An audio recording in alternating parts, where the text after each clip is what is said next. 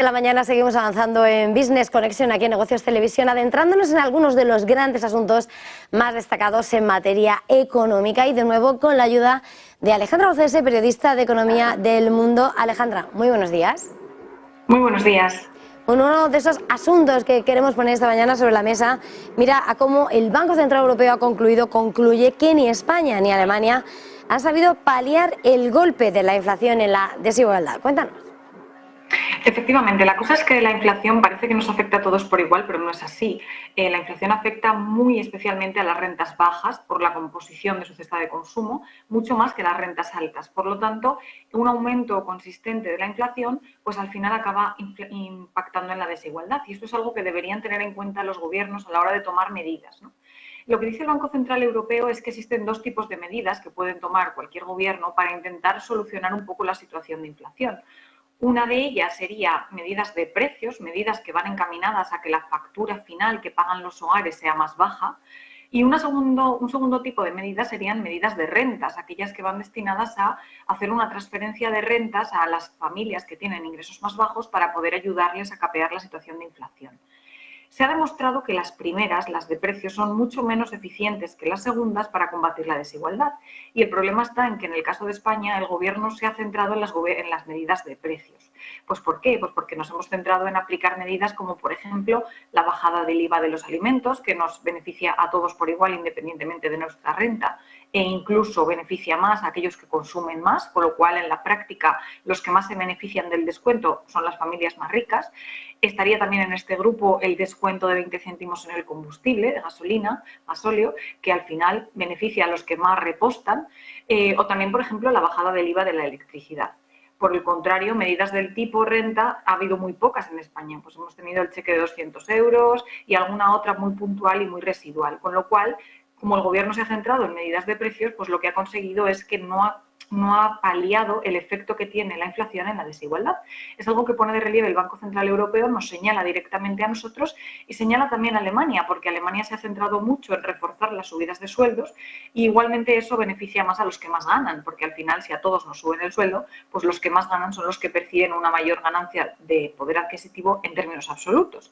Así que tampoco se consigue luchar contra el impacto de la inflación en la desigualdad.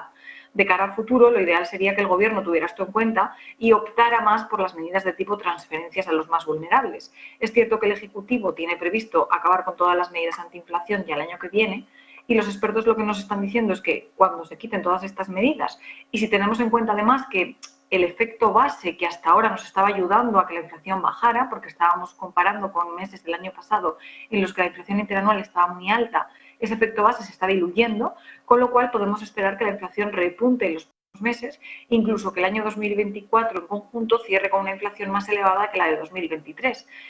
Y eso a su vez pues animaría a que los gobiernos tomaran medidas de tipo ayudar a las rentas más bajas, porque son las que más van a sufrir este incremento de los precios. Mirando también otros asuntos como lo que es el envejecimiento de la población, vemos también esa gran diferencia que hay, esas cifras que ponen, cómo aumenta, ¿no?, esa población de edad trabajadora de mayores de 50 años por encima del 20% frente a lo que está pasando con los jóvenes también, ¿no?, esos porcentajes que también resultan muy llamativos y que constatan lo que está siendo ese envejecimiento. La proporción de jóvenes cae al 14,9%.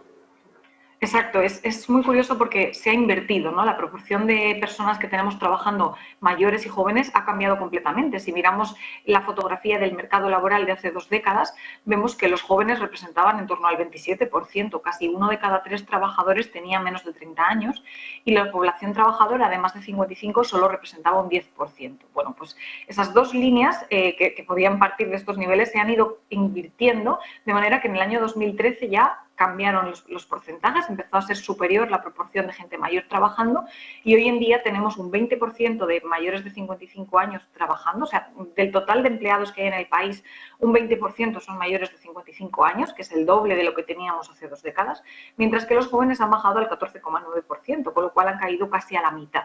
Se ha producido una inversión, más o menos tenemos 1 millón de trabajadores menos de entre 25 y 29 años y tenemos 1 millón de trabajadores más de 55 a 59. Lo que vemos es que el empleo envejece. ¿Por qué se ha producido este cambio? Bueno, pues podemos ver que tenemos muchos menos jóvenes trabajando por distintas razones. Una de ellas es la caída de la natalidad, pero no es la única. Expertos de Mapfre, que son los que han recogido estos datos a partir de la EPA y que los han puesto de manifiesto porque están muy concienciados con la importancia de incluir a los mayores en el mercado laboral y darles oportunidades, nos recuerdan también que ha habido una importante emigración de personal joven cualificada a otros países. También se ha producido un problema de fracaso escolar, porque España es uno de los países de la Unión Europea con una tasa de abandono escolar más elevado, y todas estas personas que abandonan la educación es mucho más difícil que siendo jóvenes se incorporen al mercado laboral. Y luego también tenemos los propios problemas estructurales de nuestro mercado, un desempleo juvenil muy elevado que dificulta la entrada de jóvenes en el mercado laboral. De forma paralela, ¿por qué vemos que ha aumentado la población mayor? Pues porque se ha producido una cantidad de inmigración importante de gente de más de 55 años y porque también ha aumentado la esperanza de vida, lo que alarga las carreras laborales. Hay que tener en cuenta además que esta proporción de gente joven trabajando que ha caído, hubiera caído mucho más de no ser por la inmigración, porque igual que hemos recibido personal extranjero de más de 55 años, también hemos recibido en torno a 1 millón de extranjeros de entre 25 y 29, o son personas que inmigraron cuando eran más pequeñas y ahora ya han alcanzado la edad laboral, con lo cual tenemos un problema de envejecimiento en el mercado laboral. Y ante esta tesitura es importante que las empresas empiecen a adaptarse, que cambien un poco ese chip de intentar optar por prejubilaciones, por rejuvenecer la plantilla, por facilitar la jubilación de las personas en cuanto cumplen 60 años y que intenten alargar las oportunidades para las personas mayores. Al mismo tiempo que dan oportunidades a los jóvenes, porque ahí está esta dicotomía de los problemas que tenemos y hay que buscar oportunidades para ambos. Lo que recogían los expertos de Mapfre es que los jóvenes tienen unos problemas propios, pues por ejemplo, tienen un desempleo mucho más elevado que el del resto de la población, están condenados a ocupar trabajos que están asociados más a la precariedad, pues por ejemplo la hostelería es el sector que más empleo da a los jóvenes, a pesar de que la mitad de los jóvenes que están trabajando tienen estudios superiores, que es una proporción mucho más alta de lo que vemos en los mayores de 55 años. Y bueno, pues a pesar de eso, pues esos son sus problemas, digamos. Sin embargo, los mayores de 55 años también tienen otros problemas. Pues, por ejemplo, tardan mucho más en salir del desempleo, les cuesta mucho más volver a reengancharse al mercado laboral cuando han perdido su trabajo. Y ahí los expertos recomiendan pues, una serie de medidas específicas que puedan ayudar a ambos colectivos a insertarse en el mercado laboral, pues ya sea vía incentivos fiscales, bonificación de cotizaciones, ayuda al emprendimiento, una serie de medidas que los gobiernos deberían tener en cuenta a la hora de legislar para facilitar la empleabilidad de ambos colectivos. Mirando a ese mercado laboral y sobre todo algunos de los hándicaps que se están viendo, también está ese asunto, ¿no?, de cómo casi 2 millones de empleados en España querrían trabajar más horas. Exacto, hay que tener en cuenta que la productividad es uno de nuestros grandes males, ¿no? Uno de los grandes males de nuestra economía y de nuestro mercado laboral, porque lleva prácticamente 2 décadas estancada sin crecer, lo que hace que nuestra brecha de productividad respecto a la Unión Europea vaya agrandándose poco a poco. Entonces, el hecho de que la productividad no crezca, es lo primero que tiene que tener en cuenta el Gobierno cuando se plantea reducir la jornada laboral, como ha hecho ahora. Ahora, Sumar y el PSOE han pactado reducir por ley la jornada máxima de 40 a 37,5 horas semanales. Y lo primero que debería de tener en cuenta es la productividad, porque en los países en los que se ha reducido la jornada laboral, se ha hecho porque son países cada vez más productivos. La relación es esa. Cuando un país es más productivo, se puede permitir reducir la jornada laboral. No es que por reducir la jornada laboral vaya a ser más productivo. El orden de los factores es el inverso. Y esto es lo primero que se debe tener en cuenta. Y lo segundo que se debe de tener en cuenta es justo lo que comentabas, que en nuestro caso tenemos un problema que es todo lo contrario. Hay un grupo de trabajadores de en torno a 2 millones de personas en España que querrían trabajar más, no menos.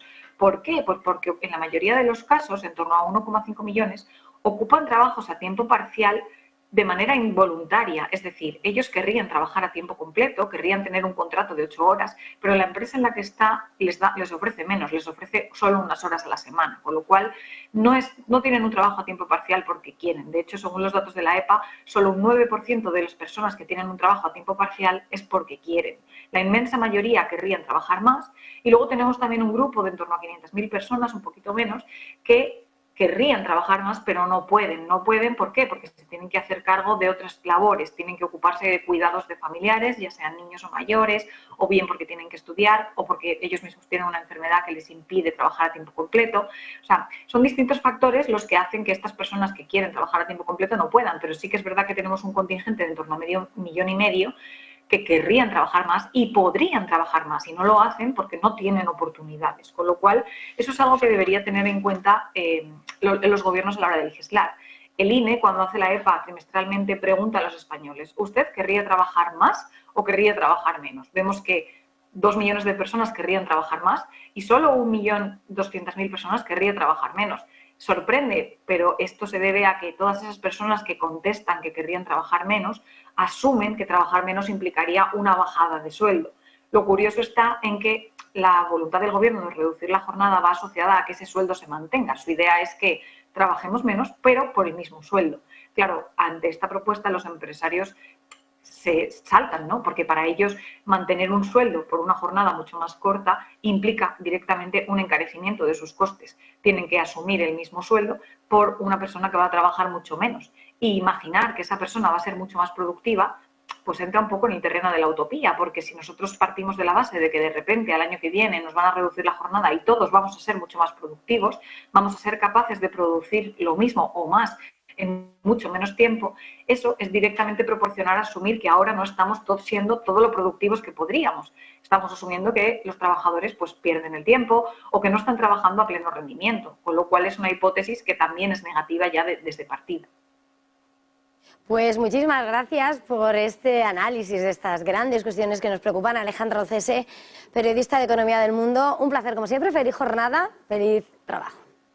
Gracias a vosotros igualmente.